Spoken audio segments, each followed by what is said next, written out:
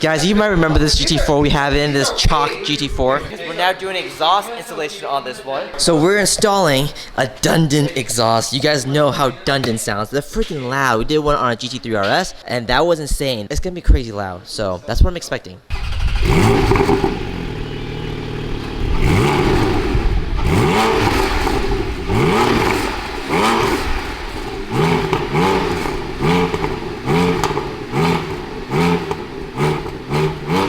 Look at the new exhaust, guys. This looks like the one we did for the GT3, the Megaphone style. Oh man, this is so cool.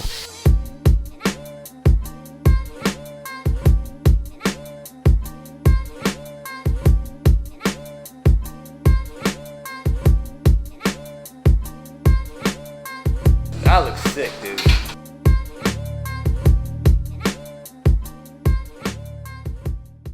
Next morning. Some of the guys stayed back last night to finish up the GT4. It's gonna be a cold start, so let's see what it sounds like in the garage.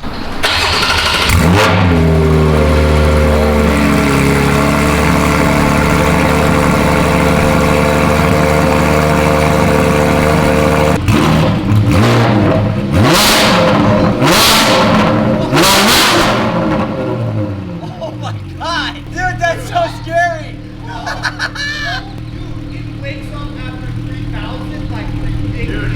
Dude, it said RSR. Oh my god!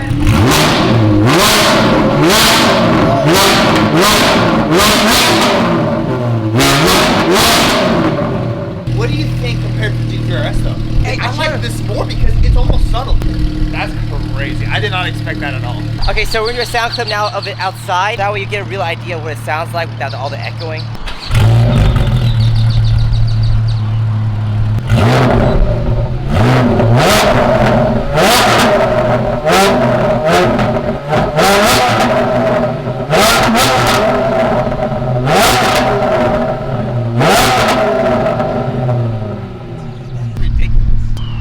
Going off. Hear the idle. Like, watch when I close the window, hear the idle.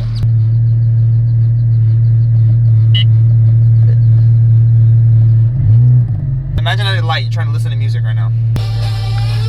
It's like a bass.